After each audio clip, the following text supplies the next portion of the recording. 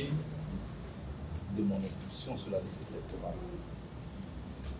Comme vous le savez, j'ai toujours contesté cette décision.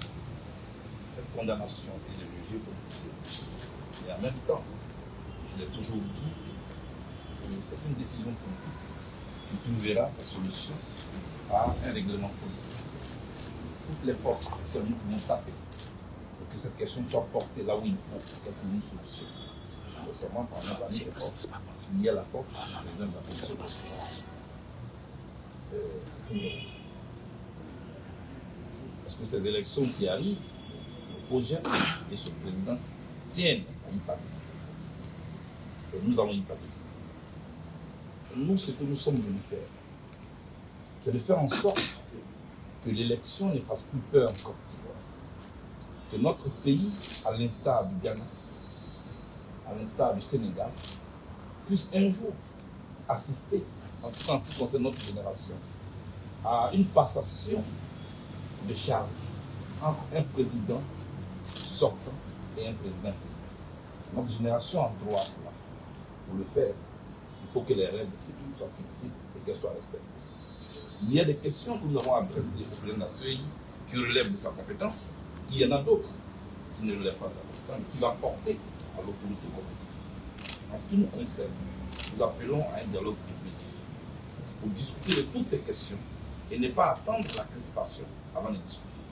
Voilà notre démarche pour que les élections soient apaisées en 2025. Il faut un dialogue inclusif, républicain, entre le gouvernement de Côte d'Ivoire et son opposition pour discuter de toutes ces questions. Pour ne pas que 2025 soit 2020, qu'il soit encore moins 2010. Voici notre démarche. J'appelle solennellement le président Ouattara à user des pouvoirs que nous confère notre constitution pour que nous puissions tourner définitivement cette page triste de notre histoire. Pour cela, j'appelle à ce qu'il puisse prendre une loi d'amnistie pour que soient effacées les infractions qui sont retenues contre nous. Quand je dis nous, je ne suis pas seul. Mais comme je suis là pour parler de moi, je veux qu'il parle, qu'il prenne une loi d'amnistie. Parce que nous étions 4 à faire l'objet d'un mandat d'arrêt de la Cour pénale internationale. Le président Gbagbo a été gracié.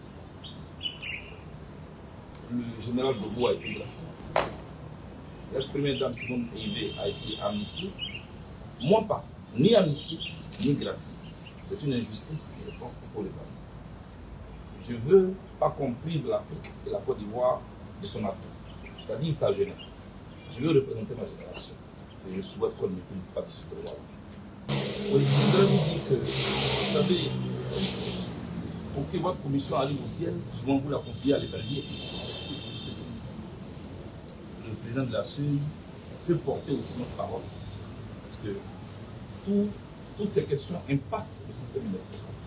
Toutes ces tensions vont impacter le système électoral. Et bien souvent, nos regards se tournent très vite vers le président de la CEI. Nous lui avons confié aussi cette question.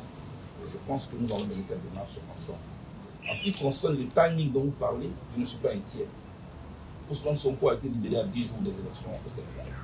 10 jours avant, il était un prisonnier. 10 jours après, il était premier ministre. Le premier d'aujourd'hui peut être le dernier de vous. Et le dernier d'aujourd'hui peut être le premier de vous. Mais je ne veux pas que la Côte d'Ivoire brûle pour une question électorale. C'est pourquoi j'appelle à un dialogue. C'est pourquoi j'appelle à une discussion. C'est pourquoi j'appelle à la discussion de toutes les questions, même qui fâchent. Nous avons encore le temps de faire en sorte d'éviter aux Ivoiriens ce que nous avons dit à vous. Nous en avons la possibilité. Et j'appelle tous les acteurs politiques, parce qu'un cadre soit créé pour que nous puissions adresser toutes ces questions en convoquant notre histoire. Je vous remercie.